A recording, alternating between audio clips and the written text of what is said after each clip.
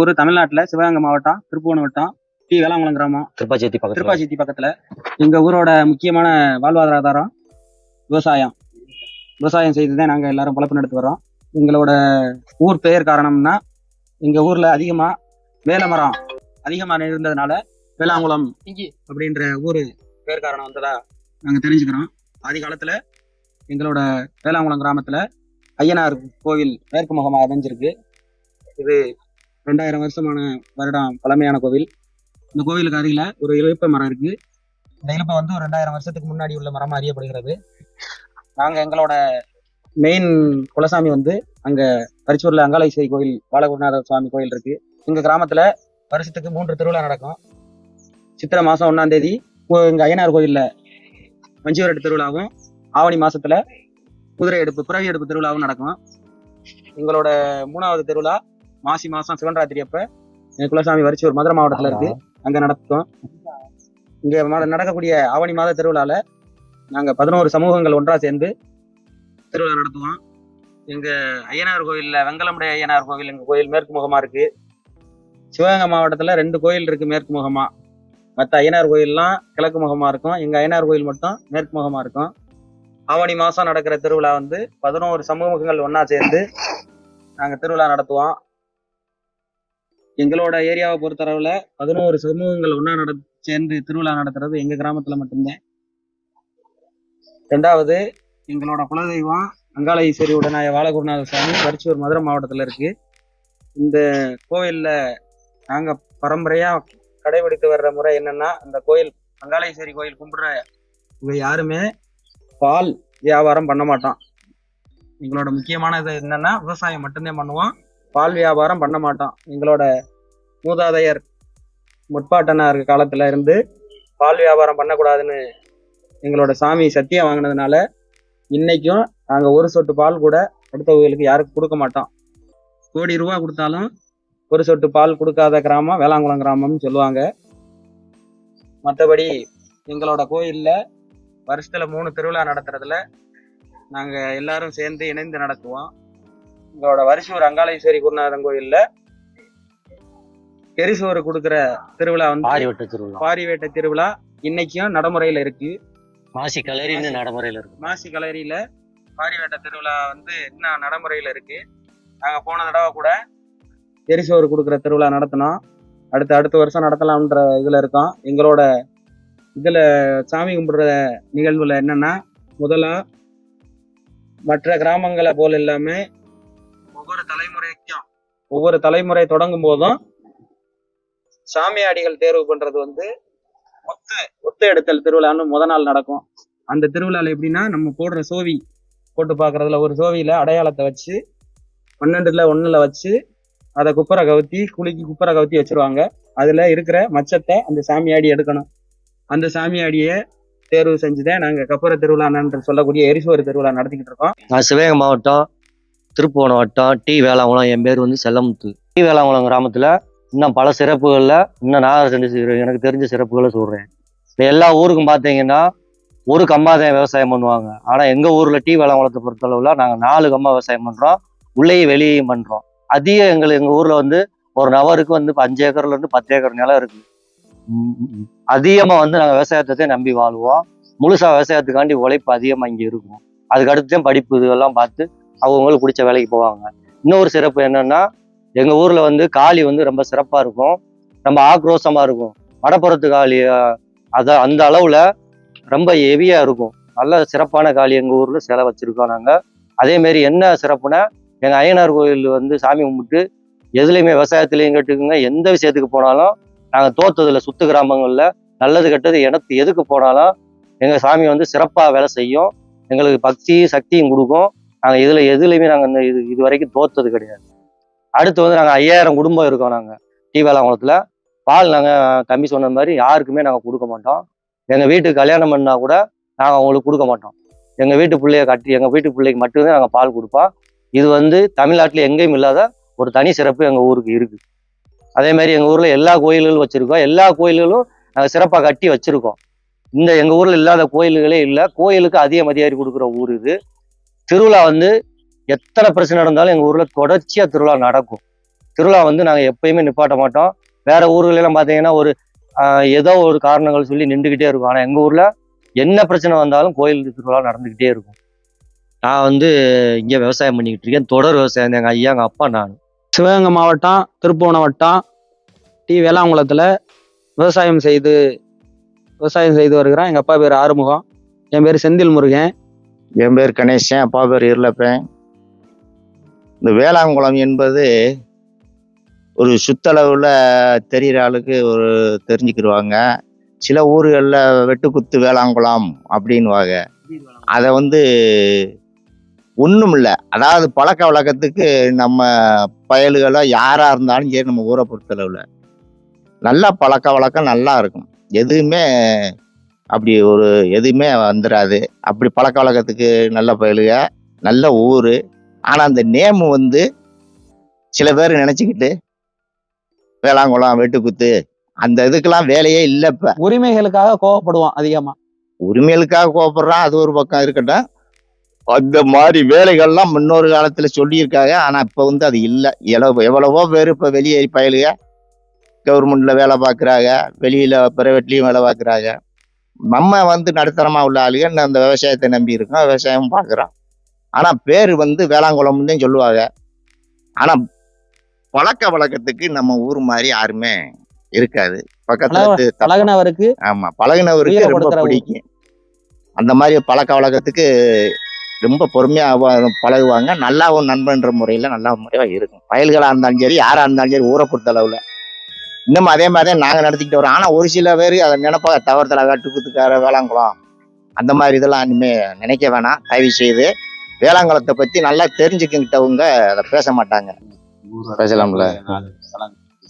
இந்த 4 கம்மா சிறப்பு எப்படி வந்ததுன்னா, முன்னோர்கள் வந்து கருத்தானம்பலம், சீனியாவில்லைன்னு 2 பேர் அண்ணன் தம்பி இருந்திருக்காங்க.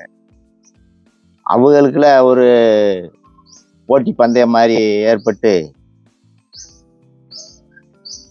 உன்னுடைய பங்காளி என்னுடைய பங்காளி இப்படி பிரிக்க பார்க்கையில் இவங்க 2 பேருமே ஒரு சபதம் மாதிரி எடுத்து குதிரையில் பச்சை குடத்தில் தண்ணி கொண்டு குதிரையில் ஏறி எல்லாம் ஓடி இருக்காங்க. சுற்றுல இவர் முடிஞ்ச அளவு இவர் ஓடி இருக்காரு, அவர் முடிஞ்ச அளவு ஓடி இருக்காரு. கத்தானம்பழமும் சீனியாவிலையும் அப்படி ஓடையில தான் இந்த 4 கம்மா சிறப்பு வந்து எதை எழுதி ஓடுனாங்களோ அதை எழுதி அந்த கம்மா வந்து நம்மளுக்கு அந்த காலத்தில் முன்னோர்கள் காலத்துல இருந்து இந்த முதல்ல விவசாயங்கள் மற்ற எல்லாமே நடந்துக்கிட்டு இருக்கு. அதை வச்சுட்டு இப்போ நாங்கள் பிந்தின ஆளுகளுமே அதை பயன்படுத்திக்கிட்டு வரோம். ஆனால் இவங்க வந்து அண்ணன் தம்பி தான். கருத்தானம்பழமும் சீனியாவிலையும் அண்ணனும் தம்பியும். அவங்க தான் எங்களுக்கு போல சொத்தையும் வந்து எடுத்து கொடுத்தவங்க. சொத்து 4 கம்மாயும் எடுத்து கொடுத்தவங்க அந்த 2 பேர் தான்ப்பா. இந்த 2 பேருமே இந்த சிறப்பா அந்த இடங்களை பூரா நாங்க யார்கிட்டையும் இன்னும் விற்கல, எந்த ஊர்காரர்களும் இங்க வந்து வாங்கல வைக்கல. நாங்க 4 கம்மாயும் நாங்க தான் விவசாயம் இது வரைக்கும் பண்ணிட்டு வரோம். விவசாயத்துக்கு பேர் போன ஊர் எங்க ஊர். நாங்க பால் ஏன் கொடுக்க மாட்டோம்னா, உங்க ஊர்ல மொத்தம் எத்தனை குடும்பம் இருக்குங்க? எங்க ஊர்ல 5000 குடும்பங்கள் இருக்கும். சரி. என் பேரு செந்தில் முருகன். ஓகே. அப்பா பேர் ஆறுமுகம். எங்க ஊர்ல 5000 குடும்பங்கள் இருக்கும். 5000 குடும்பங்கள்ல பால் வியாபாரம் நாங்க ஏன் பார்க்க மாட்டோம்னா, எங்களோட மழை காலத்துல வந்து எங்களோட மூதாதையர்கள் வந்து விவசாயத்தை இங்கே பண்ணி முடிச்சுட்டு மாடுகள் வந்து ஒரு 20000 மாடுகள் அன்னைக்கு காலத்திலேயே வச்சிருந்திருக்காங்க. அந்த மாடுகளை மேய்க்கிறதுக்காக வரிச்சூர்ன்ற ஊருக்கு பக்கத்துல மலை பிரதேசம், அது கொஞ்சம் வறண்ட பூமி. அந்த பகுதியில மேய்க்கிறதுக்காக அங்கே கொண்டு வச்சு மேய்ச்சிட்டு 6 மாசம் அங்கேயும் 6 மாசம் இங்கேயுமா விவசாய காலத்துல இங்கே வந்துடுறது, விவசாயத்தை பண்ணி வச்சுட்டு வரிச்சூர் போயிடுறது அப்படின்னுமா மாடை கொண்டுட்டு போயிட்டு வந்துட்டு இருந்திருக்காங்க. அதுல அங்கே அந்த வரிச்சூர் அங்காளேஸ்வரி கோயில் வந்து வருஷம் மகா சிவராத்திரிக்கு திருவிழா நடந்துட்டு வருது. அந்த திருவிழால பால் அபிஷேகம் அந்த சாமிக்கு நடக்கும். எங்க குலசாமிக்கு, இப்ப இருக்கிற எங்க குலசாமிக்கு அந்த பால் அபிஷேகம் நடக்கிறதுல எங்க பாட்டி மூதாதையர்கள்ல வந்து சீரண்டா கிழவின்னு ஒரு பாட்டி இருந்திருக்காங்க. அந்த பாட்டியோட வாரிசு தான் இந்த 5000 குடும்பங்களும். வேளாங்குளத்துல இருக்கிற 5000 குடும்பங்களும், இந்த சுத்து வட்டாரத்துல இருக்க வேளாங்குளத்துல இருக்க மக்கள் எல்லாமே 1000 பேருமே வந்து சீரண்டா கிழவியோட வகைராக்கள் தான். அந்த பாட்டி என்ன பண்ணியிருக்காங்க, அந்த கோயிலுக்கு முத நாள் தரிசனத்துல, அதாவது கனவுன்னு சொல்லுவோம்ல, கனவுல வந்து கோயில் பூசாரிட்ட இன்னார்கிட்ட போய் பால் வாங்கி எனக்கு அபிஷேகம் பண்ணுன்னு வருஷம் சாமி வந்து சொல்லுமா.